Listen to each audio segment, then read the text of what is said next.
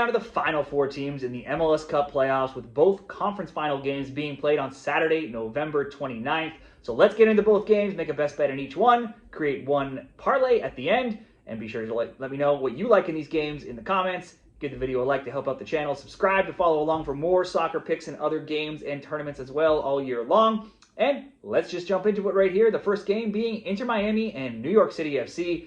Miami were third in the East in the regular season. New York fifth. So the Herons get the host here in Miami. This year they drew 2-2 in Miami, and then Miami won 4-0 in New York. Outside of that last big win, though, this has been a tight match with 4 draws in the last 5 meetings.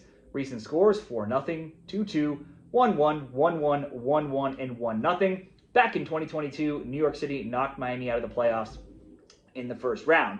And Miami started the playoffs this year by beating Nashville 3-1, then losing 2-1, and then routing them 4-0 in the final game, Game 3. That sent them on to face Cincinnati, where it was another big win, another 4-0 win. Messi had 1 goal, 3 assists. He now has 6 goals, 6 assists in 4 playoff games, setting the playoff points record. But go back a bit further, and it's 11 goals and 11 assists in his last 7 games. He's had a shot on target now in 15 straight, multiple shots on target in 11 of 12 as well. The last game, the other story, was Silvetti, the 19-year-old who took Suarez's spot in the starting lineup.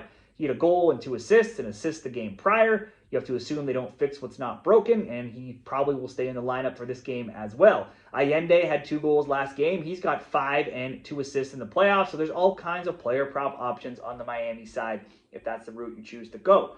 Miami also only has a Game 2 loss in Round 1 on their resume in recent weeks, where they're 6-0-1. They've outscored opponents 25-6 in that time, scoring just a ridiculous amount of goals here: 4-4, 5-3, 1-4, and 4 again in those games. There's been 3 or more goals in 20 of the last 22 Miami games, and both teams are scoring over 2.5. It's 14-8. They had just 4 clean. They do have just 4 clean sheets in 22, but they did almost shut out Nashville twice, with them only scoring very late on a free kick in Game 1 and then getting shut out in Game 3. That meant they shut down both Surge and Mukhtar basically entirely in that series, and they also shut out the likes of Evander and Denke against Cincy as well.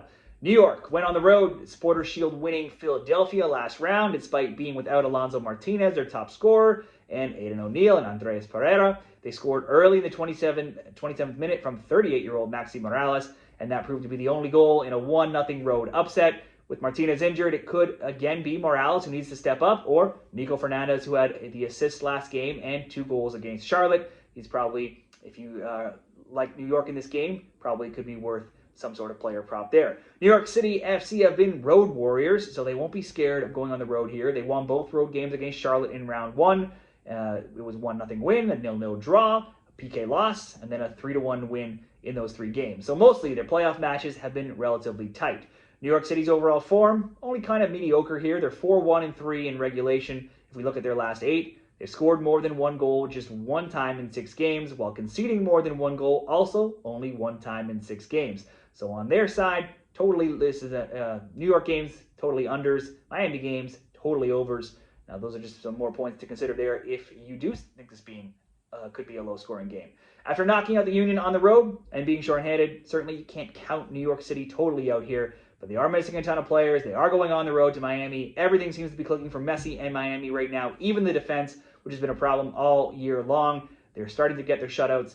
Messi's on fire here. You have to lean, I do at least, with Messi and Miami. Let's go for the Miami money line. If you go Messi goal or assist, that's -150. Or if you go for the Messi goal, -115. Pick your option there, depending which option you prefer.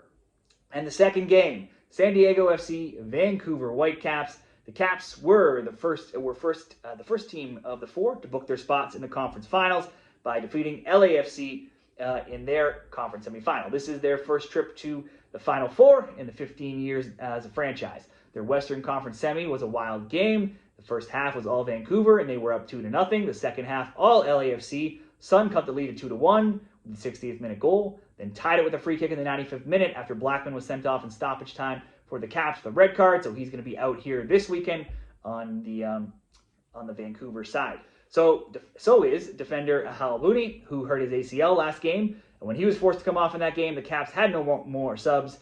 They needed to play the extra time down to just 9 men, hold on for dear life, while LAFC missed chance after chance, hitting posts and crossbars. couldn't finish off the Caps. That sent it to PKs where Son couldn't score. He couldn't get his third goal. He hit the post with hhis kick. It was eventually Laborda being the hero for Vancouver, scoring in PKs after also scoring the second goal in the first half to be the man of the match in that game.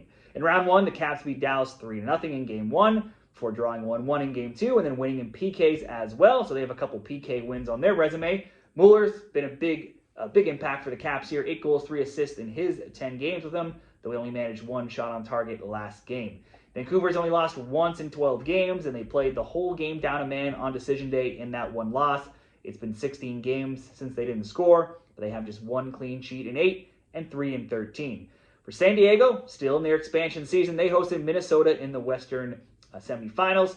Oddly, despite nearly 70% possession for San Diego, it was Minnesota that had more shots and chances, outshooting San Diego 9-7, 3-1 in shots on target. But that 1 shot on target is all San Diego needed, getting the cool back heel flip to Dreyer. Dreyer smashing that one home in the 72nd minute. That was the only goal. San Diego got the 1-0 win.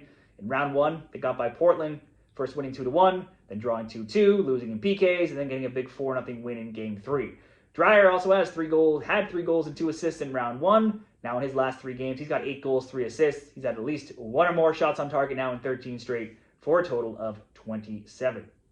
Overall, they've not lost San Diego in regulation in their last 6. They have just 2 regulation losses in 14, while only failing to score twice in those 18 games. Clean sheets, though, not always easiest to come by. They only have 3 in 10, and those will come against Portland twice and then Minnesota last game. Not exactly the highest scoring teams in the league. San Diego set all sorts of milestones this year, the most regular season wins and points by an expansion team, while now being just the second expansion team to reach a conference final.